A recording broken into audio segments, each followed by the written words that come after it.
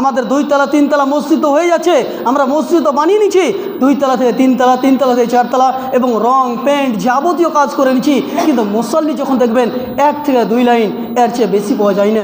ইন্নাল হামদুলিল্লাহ নাহমাদুহু ওয়া নাস্তাঈনুহু ওয়া নাস্তাগফির ওয়া নাউযু বিল্লাহি মিন শুরুরি আনফুসিনা ওয়া মিন সাইয়্যাতি আমালিনা মান ইয়াহদিহিল্লাহু ফালা মুযিল্লা লাহু ومن يضلله فلا هادي له وأشهد أن لا إله إلا الله وحده لا شريك له وأشهد أن محمدا عبده ورسوله أما بعد فإن خير الحديث كتاب الله وخير الهدي هدي محمد صلى الله عليه وسلم وشر الأمور محدثاتها وكل محدثات بدعة وكل بدعة ضلالة وكل ضلالة في النار.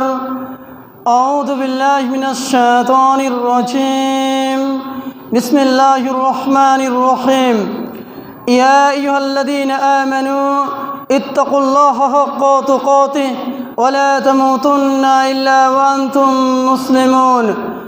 يا أيها الناس اتقوا ربكم الذي خلقكم من نفس واحدة وخلق منها زوجها وبث منهما رجالا كثيرا ونساء واتقوا الله الذي تساءلون به والأرحام إن الله كان عليكم رقيبا. يا أيها الذين آمنوا اتقوا الله وقولوا قولا سديدا يصلح لكم أعمالكم ويغفر لكم ذنوبكم ومن يطع الله ورسوله فقد فاز فوزا عظيما. أعوذ بالله من الشيطان الرجيم. بسم الله الرحمن الرحيم. يا أيها الناس اعبدوا ربكم الذي خلقكم والذين من قبلكم لعلكم تتقون.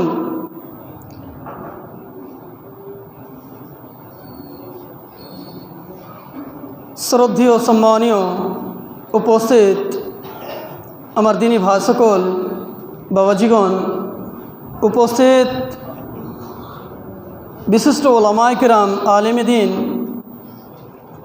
আল্লাহ রাব্বুল ইজ্জতের দয়া, শান্তি এবং রহমত বিবর্ষিত হোক আপনাদের সকলের উপর, আল্লাহুম্মা আমিন। সমস্ত তারিফ, গুণগান, গুণকীর্তন, প্রশংসা মাত্র সে মহান আল্লাহ রাব্বুল ইজ্জতের জন্য, যিনি আমাদের স্রষ্টা, যিনি আমাদেরকে সৃষ্টি করেছেন। শুধুমাত্র সৃষ্টি করেননি, বরঞ্চ এই বিশ্ব জগতের মধ্যে যতগুলো আল্লাহ রাব্বুল ইজ্জতের সৃষ্টি রয়েছে তার মধ্যে সর্বোত্তম, সর্বোৎকৃষ্ট, সর্বাওয়াল, আশরাফুল মখলুকাত হিসেবে সৃষ্টি করেছেন। অপরদিকে শুধুমাত্র তাই নয়, এই বিশ্ব জগতের মধ্যে যতগুলো ধর্ম রয়েছে তার মধ্যে একমাত্র গ্রহণযোগ্য দিন, একমাত্র মনোনীত দিন, একমাত্র পছন্দীয় দিন ইসলামের মতো দিন দিয়েছেন, কোরআনের মতো বাণী দিয়েছেন এবং নবী মুহাম্মদ সাল্লাল্লাহু আলাইহি ওয়াসাল্লামের মতো নবীর উম্মতি বানিয়েছেন। সেই মহান আল্লাহ রাব্বুল ইজ্জতের আমরা সকলেই সংক্ষিপ্ত প্রশংসা থাকি আলহামদুলিল্লাহ। শান্তির দ্বারা বিবর্ষিত হোক বিগত নবীগণের উপর, বিশেষভাবে নবী মুহাম্মদ সাল্লাল্লাহু আলাইহি ওয়াসাল্লামের উপর, যে মুহাম্মদ সাল্লাল্লাহু আলাইহি ওয়াসাল্লাম দ্বীন ইসলামের প্রচার এবং প্রসারের জন্য অতীবময় কষ্ট, দুঃখ, ব্যথা, বেদনা সহ্য করে গেছেন। সেই মহামানব, মহানবী, বিশ্বনবী, রহমতুল লিল আলামিন, খাতামুন নবীন নবী মুহাম্মদ সাল্লাল্লাহু আলাইহি ওয়াসাল্লামের পর শতকোটি শান্তির ধারা বিবর্ষিত হোক, আল্লাহুম্মা আমিন, আল্লাহুম্মা সাল্লি আলাইহি, আল্লাহুম্মা বারিক আলাইহি। সুপ্রিয় দিনী ভাই সকল, আজকে আপনাদের সামনে একটি চমৎকার বিষয় নিয়ে আলোচনা করার ইচ্ছে রেখেছি। সে বিষয়টি হচ্ছে, যদি আমরা নমাজকে পরিত্যাগ করি, নমাজ যদি ছেড়ে দিই, বেনমাজি কি জান্নাতে যেতে পারে? আমরা যারা বিশেষভাবে এখনও নমাজ থেকে দূরে আছি, যারা এখনও আমরা মসজিদ থেকে দূরে আছি, সে বিষয়ে নবী মুহাম্মদ সাল্লাল্লাহু আলাইহি সাল্লাম কি আমাদেরকে পেগাম দিয়েছেন, কি মেসেজ দিয়েছেন, এই বিষয় নিয়ে কয়েকটি কথা আপনাদের সামনে রাখার চেষ্টা করব। ওমা তৌফিক ইল্লা বিল্লাহ। প্রথম কথা হচ্ছে, দেখেন যে আমরা আমাদের জীবনের যেটা মেন উদ্দেশ্য, এই উদ্দেশ্যকে যদি আমরা ভুলে যাই, অবশ্যই আমরা ক্ষতিগ্রস্তের মধ্যে হয়ে যাব। কেন কি দেখেন, প্রত্যেকটা মানুষের আল্লাহ রাব্বুল ইজ্জত এক এক করে এক একটা মিনিটের, এক একটা সেকেন্ডের, এক একটা ঘন্টার আপনাকে আমাকে প্রত্যেককে নিজের হিসাব আল্লাহ রাব্বুল ইজ্জতকে বুঝিয়ে দিতে হবে যে আমি আমার সময়টাকে কোথায় অতিবাহিত করলাম, আমি ইসলামকে ফলো করলাম কি করলাম না, আমি নামাজ পড়লাম কি পড়লাম না, আমি আলেম ওলামাদের কাছে দিন ইসলাম বোঝার চেষ্টা করলাম কি করলাম না, এবং বুঝার পরে আমি আমল করলাম কি করলাম না, এই বিষয়ের প্রতি আমাদের লক্ষ্য রাখা উচিত। কেন কি দেখেন, আপনাকে আল্লাহ রাব্বুল ইজ্জত একবারই চান্স দিয়েছেন, প্রত্যেকটা মানুষকে একবার করেই চান্স দেওয়া হয়েছে, দ্বিতীয়বার কোনো চান্স নাই। যেহেতু আমার বলার উদ্দেশ্য দেখেন যে আমরা যারা নামাজ পড়ি না, নামাজ থেকে আমরা দূরে, এই বিষয়ে দেখেন নবী মুহাম্মদ সাল্লাল্লাহু আলাইহি ওয়াসাল্লামের কাছে একজন বিশিষ্ট সাহাবী আবু হুরায়রা রাদিয়াল্লাহু তাআলা আনহু তিনি বর্ণনা করছেন। এই হাদিসটি পেয়ে যাবেন সহিহ মুসলিমের মধ্যে হাদিস নম্বর 15। এই হাদিসটি আপনি পেয়ে যাবেন সহিহ মুসলিমের মধ্যে হাদিস নম্বর 15, কিতাবুল ঈমানের মধ্যে, যে আন আবি হুরায়রা রাদিয়াল্লাহু তাআলা আনহু قال أن أعرابيا جاء إلى رسول الله صلى الله عليه وسلم। আবু হুরায়রা রাদিয়াল্লাহু তাআলা আনহু তিনি বর্ণনা করছেন যে নবী মুহাম্মদ সাল্লাল্লাহু আলাইহি সাল্লামের কাছে একজন আরাবিয়ান এলেন, অর্থাৎ দিহাত থেকে একজন আরাবিয়ান এলেন। যেমন মনে করেন যে আমাদের এই অঞ্চলটা, মনে করেন আপনাদের সংগ্রামপুর অঞ্চলটা হয়তো বা শিক্ষিত মনে করলেন, এবং এমন একটা জায়গা থেকে যেটা আপনার লোকাল এরিয়া, সেই মতো নবী মুহাম্মদ সাল্লাল্লাহু আলাইহি সাল্লামের কাছে একজন বিশিষ্ট সাহাবী এলেন, আপনার একজন সাহাবী এলেন, আরাবিয়ান এলেন, দিহাত থেকে একজন আরাবিয়ান এলেন।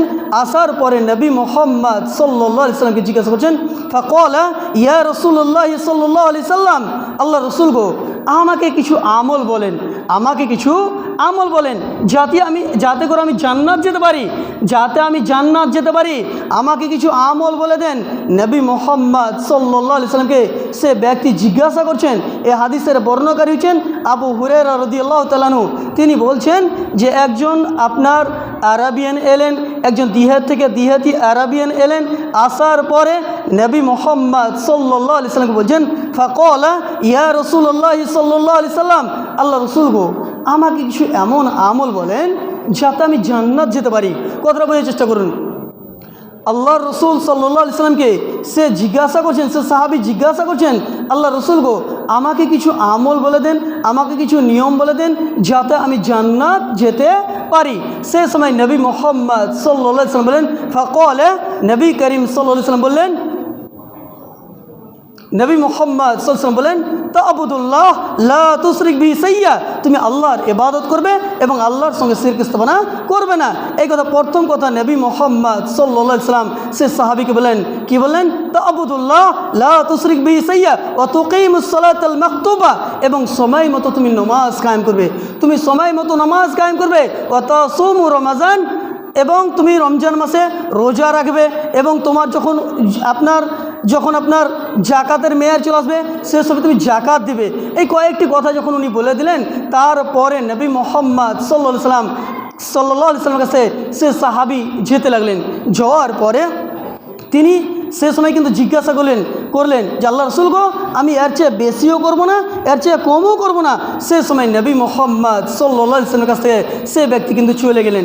যাওয়ার মুহূর্তে উনি কসম করলেন সে আল্লাহ রাব্বুল ইজ্জতের, যে সে সত্তার কসম জিনার হাতে আমার হায়াত এবং মৌত রয়েছে, সে আল্লাহর কসম করে বলছি, আল্লাহ রসুল গো আমি এর চেয়ে বেশিও করবো না এবং কমও করবো না, এর চেয়ে আমি বেশিও করবো না কমও করবো না।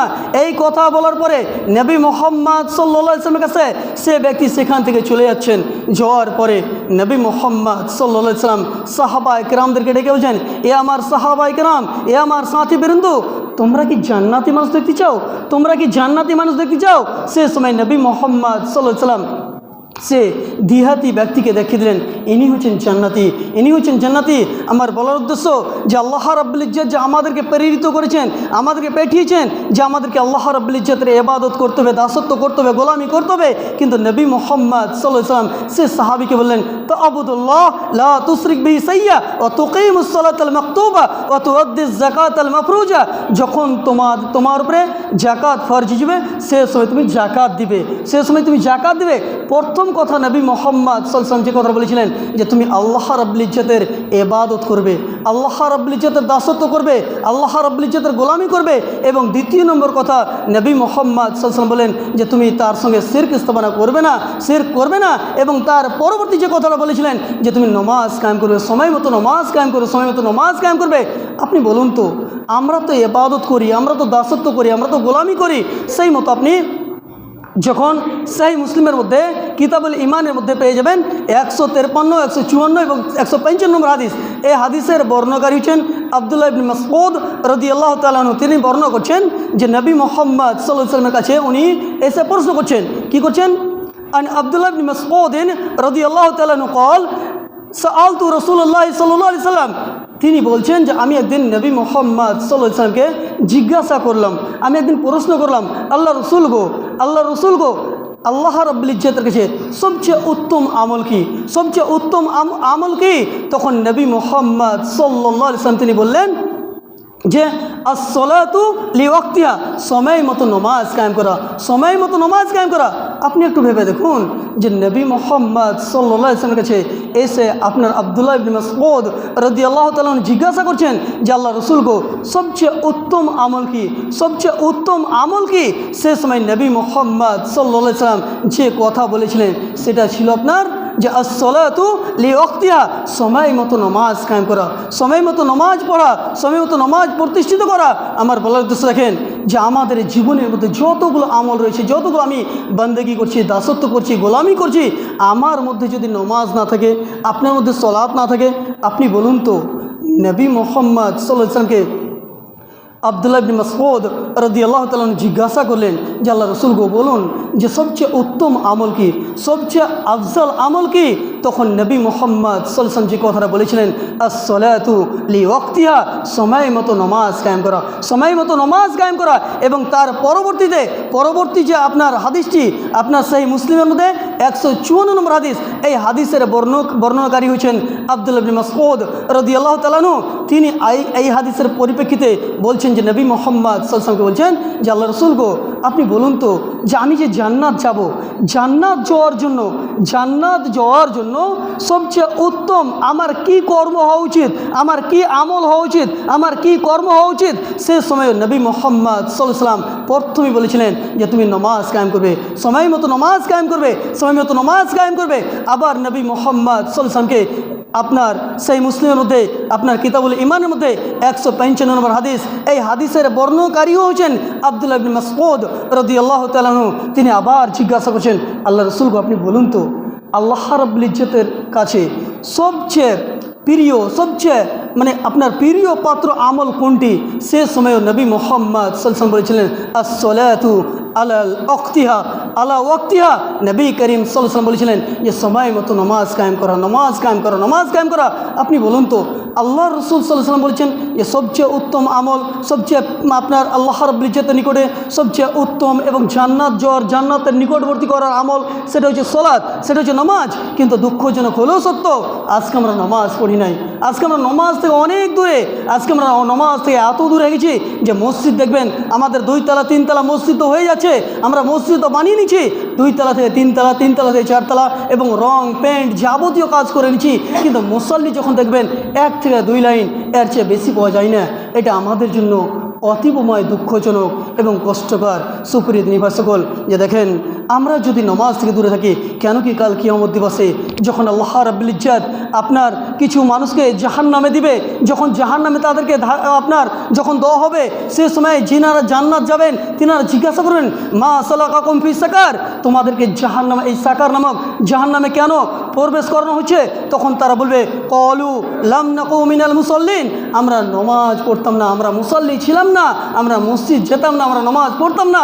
সুপ্রিয় দিনী সকল, যে দেখেন আমরা যদি নামাজকে এখনও অবহেলা করে ছেড়ে দিই, এখনও যদি আমরা নামাজকে ছেড়ে দিই, দেখেন কাল কবর আপনি চলে যাবেন, সেখান থেকে আপনার কিন্তু আর আসার সেখান থেকে আর কোনো চান্স নেই যে আপনি আসবেন আল্লাহর কাছে ক্ষমা চাইবেন, আল্লাহর কাছে মাপ চাইবেন, এটা আর কোনো দ্বিতীয় চান্স নেই। সুপ্রিয় দিনী সকল, আমি যে কথাটা আপনাদেরকে বুঝিয়ে চাইলাম যে দেখেন আপনি যদি এখনও নামাজ থেকে দূরে আছেন, কোনো সময় ভাববেন, 2 মিনিট ভাববেন যে আমার বাড়ি থেকে আমার আত্মীয় স্বজন, আমার যিনারা বড় ছিলেন, দাদা, নানা, নানি, দাদা, দাদি, আমার আব্বা, আরও যে আমাদের আগে পীড়ি ছিলেন, তিনারা তো সকলেই চলে গেছেন। ঠিক সেই মতো আমাকে আপনাকেও যেতে হবে। কিন্তু যাওয়ার পূর্বে আমি কি প্রস্তুতি নিলাম? আমি নামাজ পড়লাম কি পড়লাম না? আমি সালাত কায়েম করলাম কি করলাম না? আমি মসজিদে এলাম কি এলাম না? আমি আল্লাহর রাসূল সাল্লাল্লাহু আলাইহি ওয়াসাল্লামের বিধানকে মানলাম কি মানলাম না? এর প্রতি আমাদের সকলকেই গুরুত্ব দেওয়া উচিত। যেহেতু আমার বলার দৃশ্য দেখেন, একটি উদাহরণ দিলে আপনি বুঝতে পারবেন। মনে করেন যে হয়তো আপনাদের গ্রাম থেকে 3-4 জন হয়তোবা কলকাতা গেছে, কথা বোঝার চেষ্টা করবেন। কলকাতা গেছে, কলকাতা যখন গিয়েছে সেখানে একটা ফ্লাইট ভাড়া করবে। ফ্লাইট যখন ভাড়া করেছে সেখানে আপনার ফ্লাইটে হয়তো বা 5তলা বিল্ডিংয়ে তার রুম পড়েছে। কিন্তু সেখানকার নিয়ম রয়েছে, কথা বোঝার চেষ্টা করবেন, সেখানকার নিয়ম রয়েছে যে আপনার যে চাবিটা দেওয়া হবে, চাবিটা যে দেওয়া হবে, ঘরের যে চাবিটা দেওয়া হবে, আপনারা মার্কেট যাবেন, ঘুরবেন ফিরবেন, আপনি যেখানে যাবেন যান, কিন্তু যদি চাবিটা আপনি নিচে রেখে চলে আসেন তবে আর দ্বিতীয়বার আপনাকে চাবি দেওয়া হবে না এবং দ্বিতীয়বার নিচে যেতেও দেওয়া হবে না। কথা বোঝার চেষ্টা করবেন। এখান থেকে মনে করেন হয়তো আপনি কলকাতা গিয়েছেন, সেখানে ফ্লাইট ভাড়া করেছেন, সেখানে আপনার রুম ভাড়া করেছেন, কোনো একটা লজ নিয়েছেন, লজে হয়তো বা আপনার 5তলার উপরে বিল্ডিং আপনার রুম পড়েছে, সেখানে আপনার 3 বন্ধু রয়েছেন এবং ওখানকার নিয়ম হচ্ছে যে আপনি যে রুমটা পেয়েছেন সে রুমের যে আপনাকে চাবি দেওয়া হয়েছে সে চাবি নিয়ে আপনি যাবেন, যেখানে যাবেন যেতে পারেন, এটা আপনার জন্য স্বতন্ত্রতা রয়েছে। কিন্তু যদি আপনি একবার চাবিটাকে ভুলে যান তবে দ্বিতীয়বার আপনাকে সে চাবি আর দেওয়া হবে না। যেহেতু আমার বলার উদ্দেশ্য দেখেন যে এই যে আমরা দুনিয়াতেও আমরা দুনিয়া অতিবাহিত করছি, এই দুনিয়াতে বসবাস করছি, এই দুনিয়ার চান্স কিন্তু শুধুমাত্র একবার। আপনি নামাজ পড়ছেন না, এটা আপনার কর্মতে, কিন্তু আপনি বেনামাজি হিসেবে উল্লেখিত থাকবেন। আপনি নামাজ কায়েম করছেন, আপনি সলাহ কায়েম করছেন, আপনি ভালো কাম করছেন, আপনি সলেহ আমল করছেন, আপনি আব্বা আম্মার খিদমত করছেন, প্রত্যেকটা জিনিস কিন্তু আপনার লিপিবদ্ধ হতে আছে, সুপ্রিয় দিনী ভাষ্য কল আমার বলার উদ্দেশ্য যে দেখেন আমাদের মেন যেটা উদ্দেশ্য, সে উদ্দেশ্যটা কখনোই আপনি অবহেলা করেন না। সেটা হচ্ছে আল্লাহ রাব্বুল ইজ্জতের ইবাদত, আল্লাহ রাব্বুল ইজ্জতের দাসত্ব, আল্লাহ রাব্বুল ইজ্জতের গোলামি। এই গোলামিকে, আল্লাহ রাব্বুল ইজ্জতের ইবাদতকে যদি আপনি ছেড়ে দিই, এর চেয়ে আর হতভাগা কেউ হতে পারে না। মনে করেন হয়তোবা আপনাকে আপনার আব্বা বাজার পাঠিয়েছেন, পাকুড় পাঠিয়েছেন যে এই সামানগুলো ক্রয় করার জন্য। আপনার উদ্দেশ্য হচ্ছে সামান ক্রয় করা, সামান কিনা, কিন্তু আপনি মনে করেন সে বাজারে সামান ক্রয় করলেন না, আপনি যেই মতো গেছিলেন সেই মতো আপনি চলে এলেন। আপনি বলুন তো আপনার আব্বা কি আপনাকে ছাড়বে? আপনাকে কি মেনে নিতে পারবে? কখনো না। কেন বলবে? আপনাকে জিজ্ঞাসা করবে যে তোমাকে তো আমি সামান ক্রয় করতে পাঠালাম, আমি সামান কিনতে পাঠালাম, তোমার সামান কোথায়? তুমি সামান কোথায় রেখে এসছো? তোমাকে যে উদ্দেশ্য পাঠিয়েছিলাম সে উদ্দেশ্য তো তুমি পূরণ করোনি। যেহেতু আল্লাহ রাব্বুল ইজ্জত আমাদেরকে প্রেরিত করেছেন, ওমা খলাকতুল জিন্না ওয়াল ইনসা ইল্লা লিয়াবুদুন, আল্লাহ বলছেন আমি জিন জাতি এবং মানুষ জাতিকে প্রেরিত করতাম না, সৃষ্টি করতাম না, এই জন্যই করেছি যাতে করে তারা আমার ইবাদত করে, যাতে করে তারা আমার দাসত্ব করে, যাতে করে তারা আমার গোলামি করে। যেহেতু আমাদের মেন যেটা উদ্দেশ্য, আমাদের মেন যেটা মাকসাদ, সেটা হচ্ছে আল্লাহ রাব্বুল ইজ্জতের দাসত্ব করা, গোলামি করা। এবং ইবাদত মানে হচ্ছে যে প্রত্যেকটা কর্ম, প্রত্যেকটা কথা, চলাফেরার মাধ্যমে যতগুলো আপনি করছেন সকাল থেকে সন্ধ্যা পর্যন্ত আপনি যা করছেন প্রত্যেকটা কর্ম, প্রত্যেকটা কথা আপনার ইবাদত বলে গণ্য হবে যদি সে ইবাদতে, সে কর্মতে আপনার উদ্দেশ্য থাকে শুধুমাত্র আল্লাহ রাব্বুল ইজ্জতকে সন্তুষ্ট করার জন্য।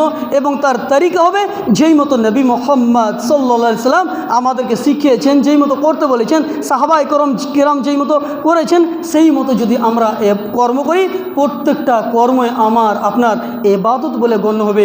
যেহেতু আমার বলার উদ্দেশ্য আল্লাহ রাব্বুল ইজ্জত বলেন ওমা খলাকতুল জিন্না ওয়াল ইনসা ইল্লা লিয়াবুদুন, আমি জিন জাতি এবং মানুষ জাতিকে সৃষ্টি করতাম না, এই জন্যই করেছি যাতে করে তারা আমার ইবাদত করে, যাতে করে তারা আমার দাসত্ব করে, যাতে করে তারা আমার গোলামি করে।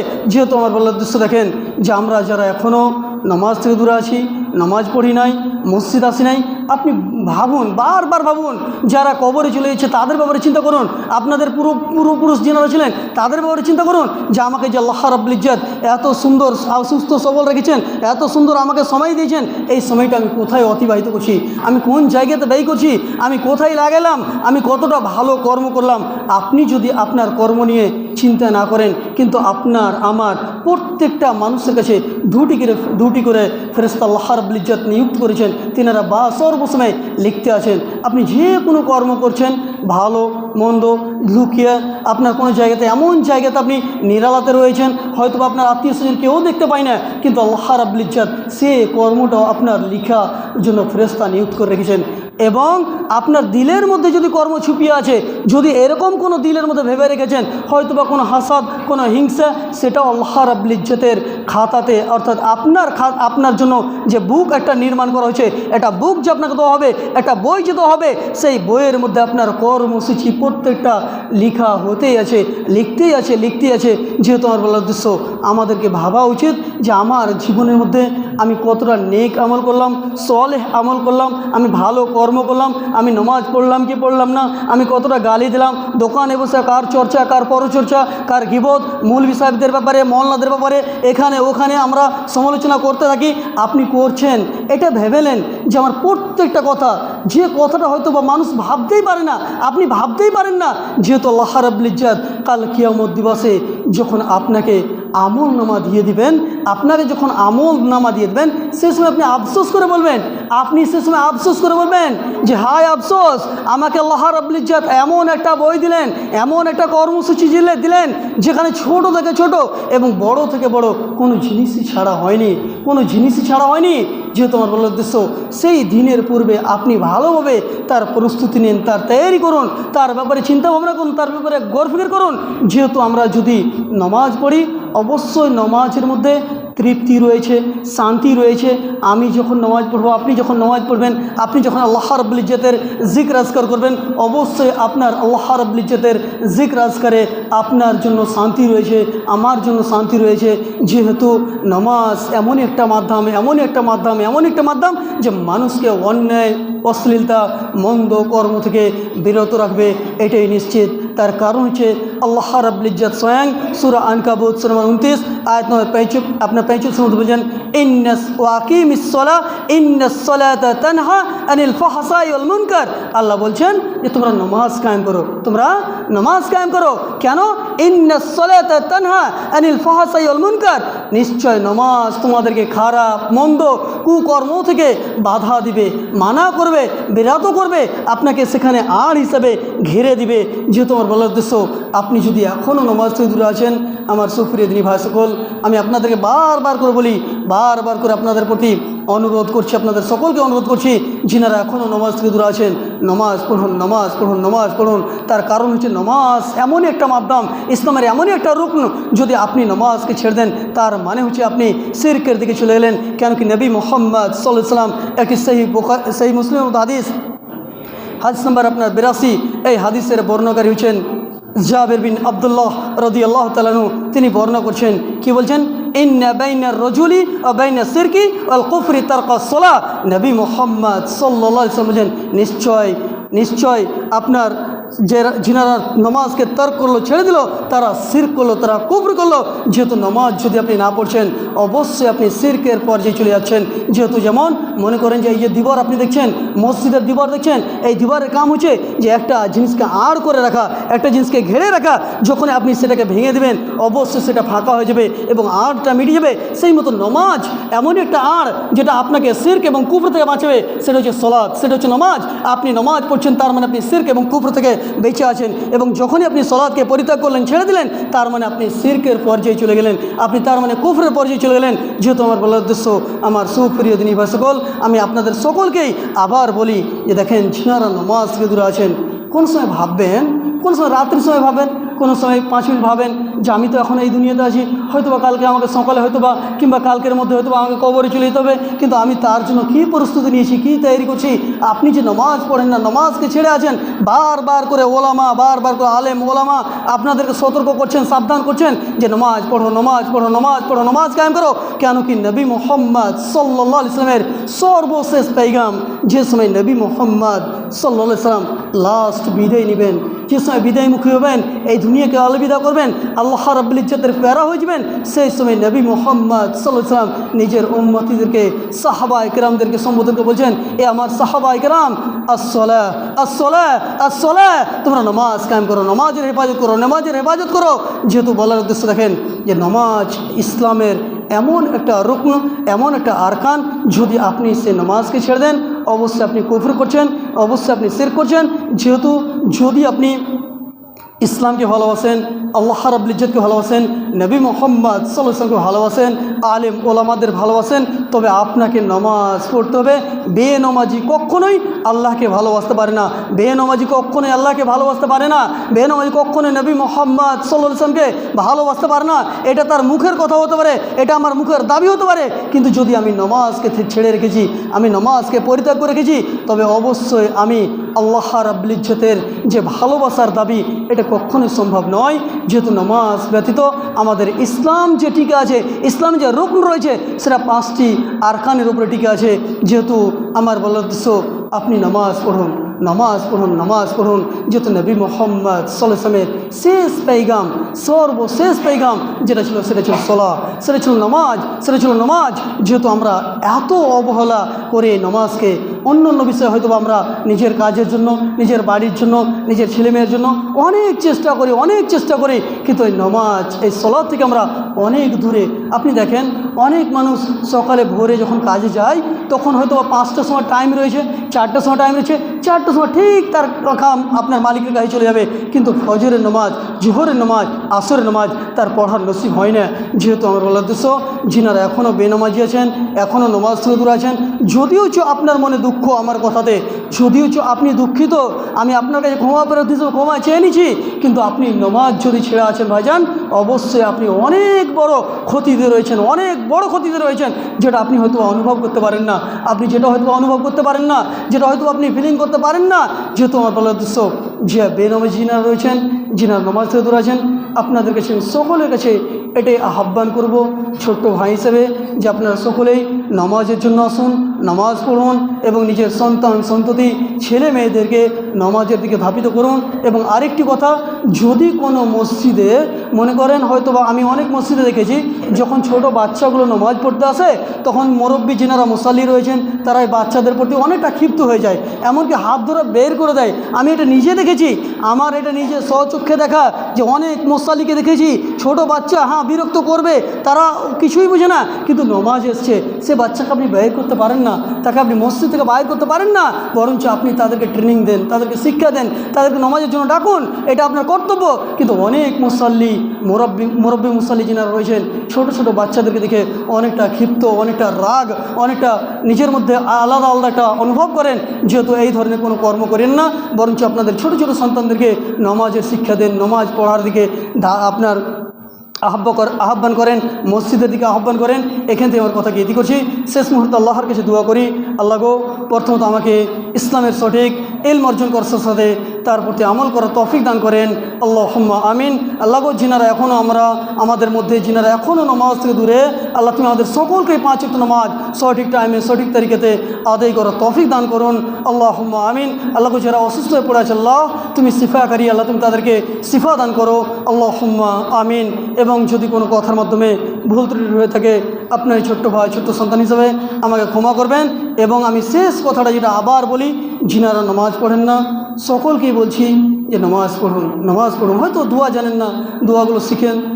মৌলানা আপনাদের ইমাম রয়েছেন, হয়তো কোন সময় 10 টাকা দিয়ে 50 টাকা দিয়ে দোয়াগুলো শিখেন। কেন কি অনেক মানুষের এইটাও একটা আপনার বাধা, যে আমি তো দোয়া জানি না, আমি সূরা ফাতিহা জানি না, অন্য অন্য সূরা জানি না, তো আমি কীভাবে নামাজ পড়বো। তবে আপনার জন্য সেটা অপশান হচ্ছে যে আপনাদের ইমামের কাছে বসুন, তিনার কাছে ছোট ছোট দোয়াগুলো, রুকুতে যাওয়া, সাজদাতে যাওয়া, মসজিদে প্রবেশ, মসজিদে বাইর হওয়ার দোয়া, কিংবা যেগুলো প্রয়োজনীয় দোয়া বিশেষভাবে, সে দোয়াগুলো শেখার চেষ্টা করুন। আলেম ওলামাদের ভালোবাসুন, আলেম ওলামাদের কাছে বসুন, তিনাদের কাছে শেখার চেষ্টা করুন। এখান থেকে আমার কথাকে ইতি করছি। রব্বানা তাকাব্বাল মিন্না ইন্নাকা আনতাস সামিউল আলিম।